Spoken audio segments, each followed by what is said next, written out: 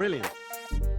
You're in for a treat today. Like you don't want to move or you don't want to switch to anything else you're doing because Terri Karjala, who's I'm honored to have as a guest today, has an incredible story. And she had several different careers already, and she literally been a rock star on every single one of them.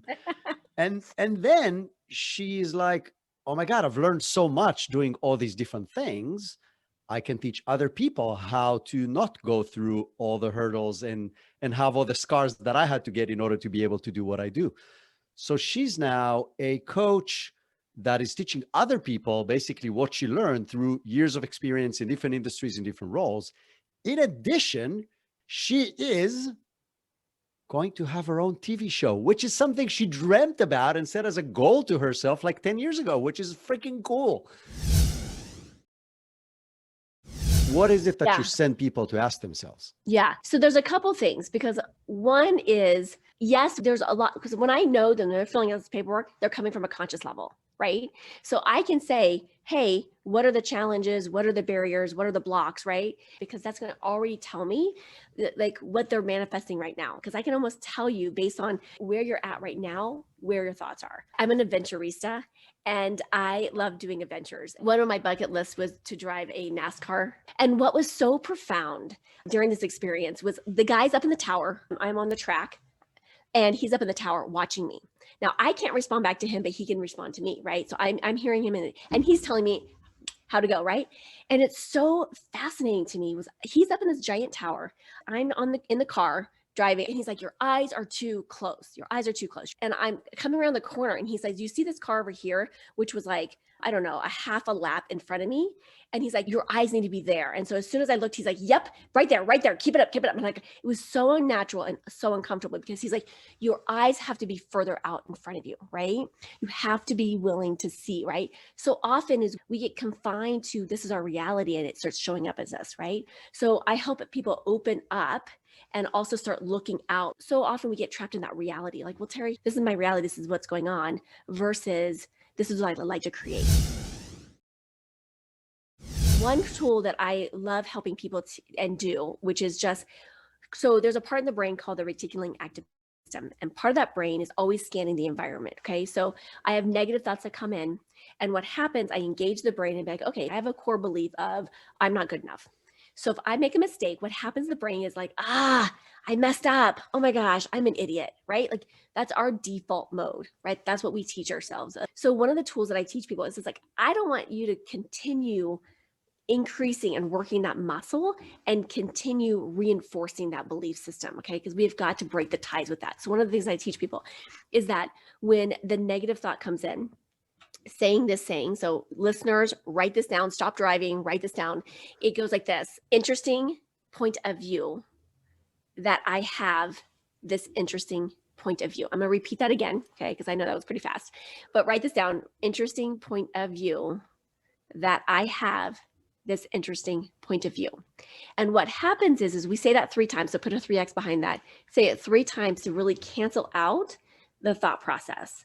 And then what I like to tell people is that I like to open ourselves back up to the possibilities, because we're talking about quantum physics. We're talking about the molecules of the universe. So asking the question, what else is possible?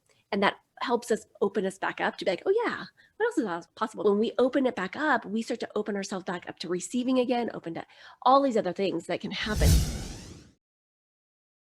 I have like 3 processes. So it's called unlock, embrace, and experience, right? I always tell people when we're unlocking, it's like, what are the things that are not serving us? Because the first 8 years of our life is when the programming in the brain happens. So a lot of times it's just reprogramming, if you will, those messages that we picked up, some by accident, some on purpose, we, did to ourselves. Not usually. I mean, mostly it's from other people. And then the embrace part is like, okay, what are these new stories that we're going to be telling ourselves? What is the evidence, right? How am I going to shift this in myself, right? And then looking at the gifts and all of this stuff and having that awareness, because a lot of times some really crappy things have happened to a lot of people, including myself. And in the beginning, I would never have said in a million years, I'm grateful for this experience. And now I travel and speak and say how grateful I am, right?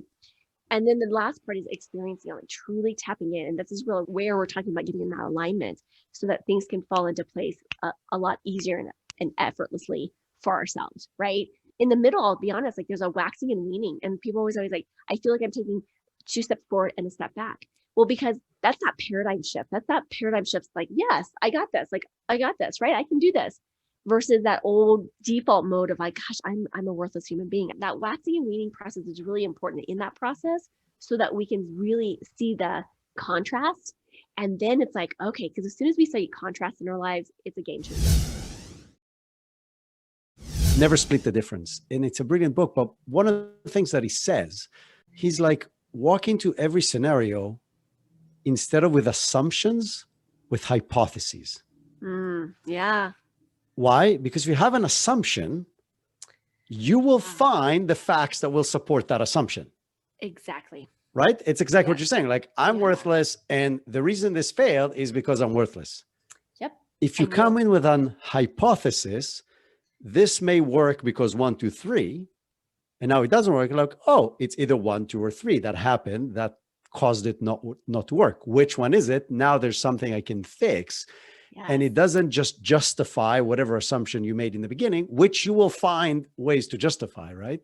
And I think also just coming in with a place of curiosity, right? Curiosity is the only emotion that they've shown on brain scans that light up the entire brain. And almost in an observer role is like, okay, because, and tying into Jack Canfield's E plus R equals O, which is the event plus the response equals the outcome. So guess what? We're always in control of the outcome in that regards when we are making a choice of how we're responding or reacting. One of the exercises that I do with individuals is like we do a huge brain mapping exercise to really look at what do you truly feel called to do.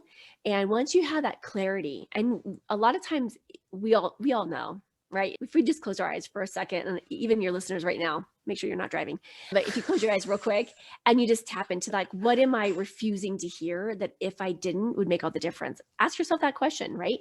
What is it that you truly know that you've been secretly avoiding or secretly not talking about because you're like, if I say it, that means I have to like actually, move into it.